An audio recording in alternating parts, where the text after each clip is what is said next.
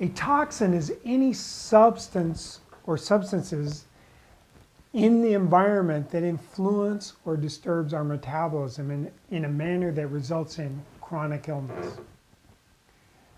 Now, one of the places that these toxins typically accumulate is in our fat.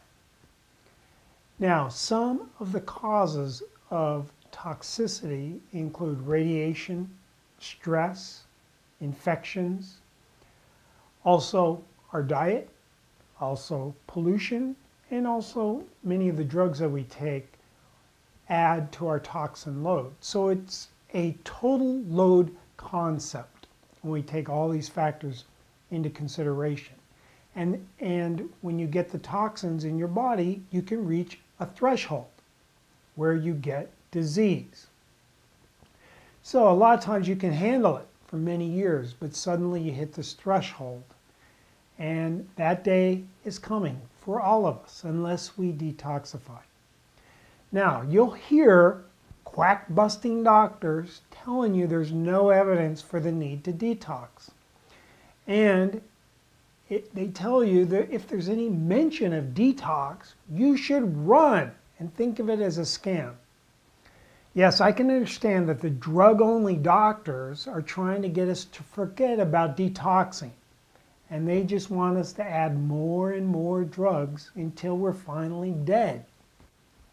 That's why in this section, I've provided the references. You can go to the blog and see the references to the scientific studies on detox. So you know I'm not just making this up.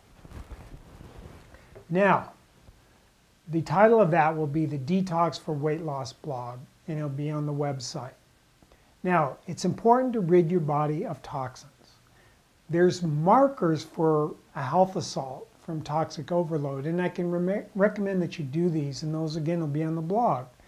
Ask your healthcare provider to do these. Now, if you happen to be one of those people where your markers are all in the good range or the normal range, you can still do this program. This program is the best preventive medicine to prevent these factors from getting out of line. So let's look at them. First is GGT. This is a liver enzyme that if it's greater than 40, you're having an issue with toxins. Uric acid, if your level's greater than 6. Homocysteine, if your level's greater than 10. CRP, which is a measure of inflammation, the CRP-HS, if it's greater than 1. RBC magnesium, less than 5.5. ApoB to A1 ratio in your cholesterol, greater than 7. If you have a fasting insulin level greater than 6, or a hemoglobin A1C level greater than 5.5%. If your waist-hip ratio is greater than 1.1 for a man, or 0.9 for a woman.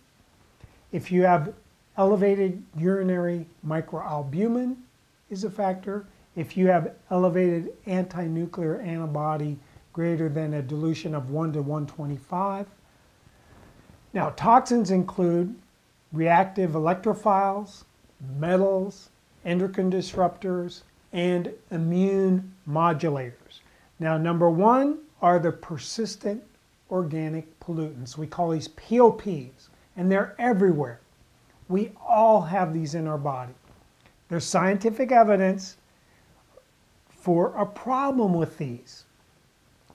There was a study showed that 6 of these POPs were strongly correlated in a dose-dependent fashion to the prevalence of type 2 diabetes. And again, the references are provided in the blog. Number 2, higher BPA exposure leads to increased cardiovascular disease and type 2 diabetes and liver enzyme abnormalities. And this is based on analysis of the NHANES data. That's a National Health Nutrition Survey. Now here's a tip. Don't use the plastic bottles that have the BPA-free stickers on them. Many times they replace BPA with BPS. And BPS may be worse than BPA. So don't use plastic bottles for your drinking.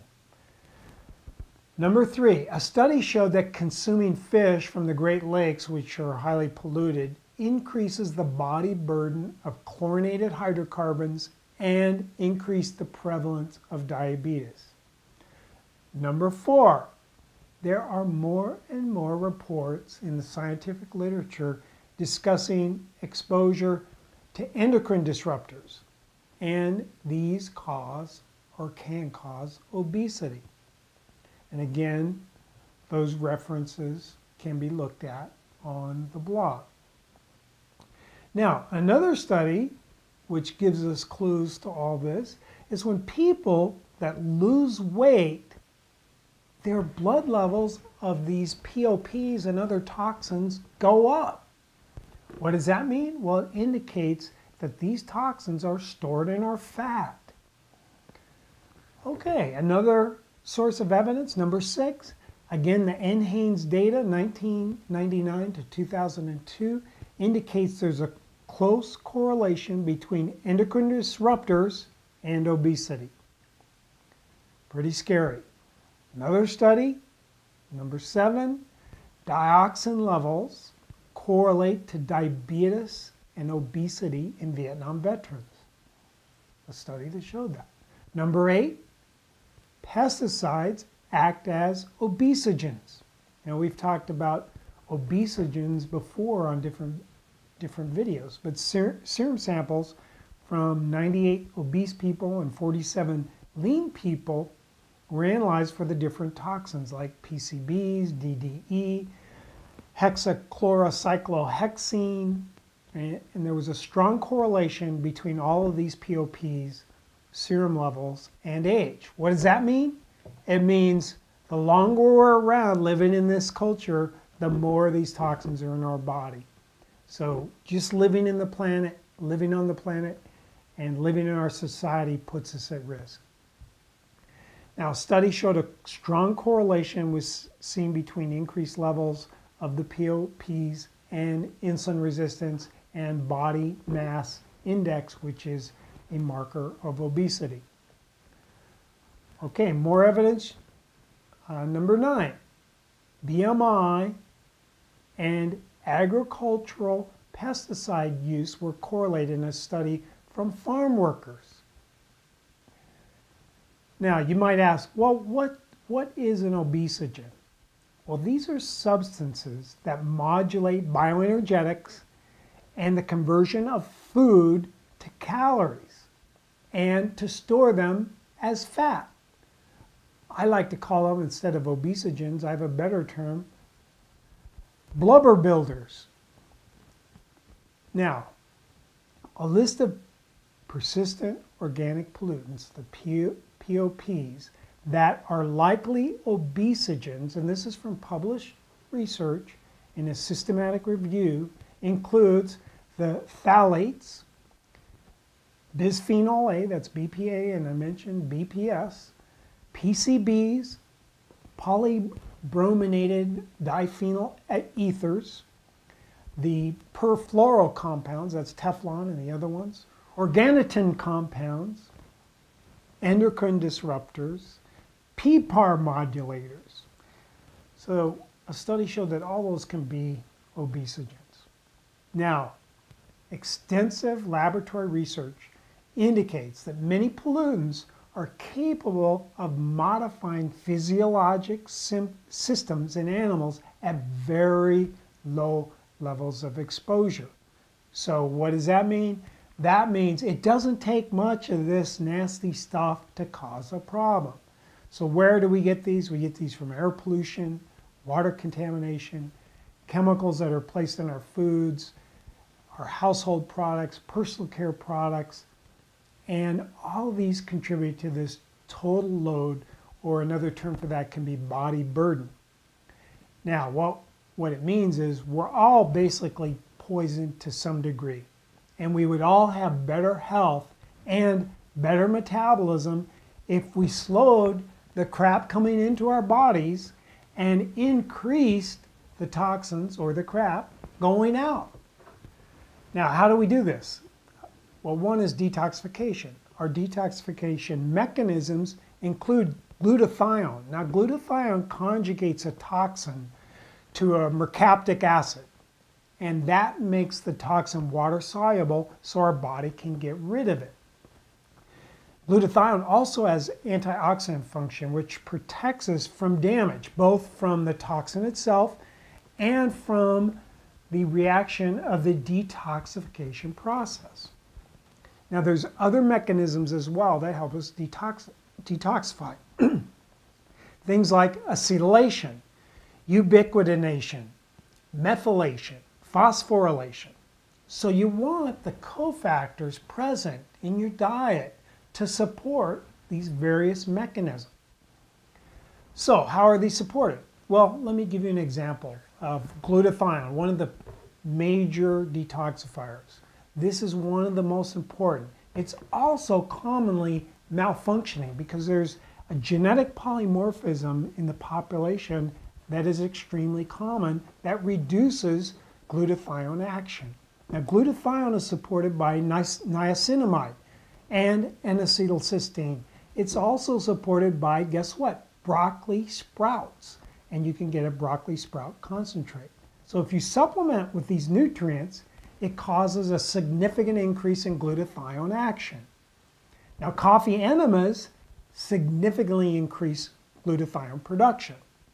Now, a 10-day detoxification program that supports phase 1 and phase 2 detoxification is a great way to get started on the natural foods diet program. Now, you could do the program without the 10-day detox. This is because eating a natural foods diet along with exercise and along with decreasing the toxins coming into your body will tend to help you detoxify. But I'd recommend if you're extremely fatigued, if you're very overweight, or if you've had a poor diet for a long time, or a lot of exposures in your environment, like you use a lot of perfume or something, or if you're just like the average American, I would advise doing the detox program. Now, I would get your doctor's medical okay first if you have any serious health concerns.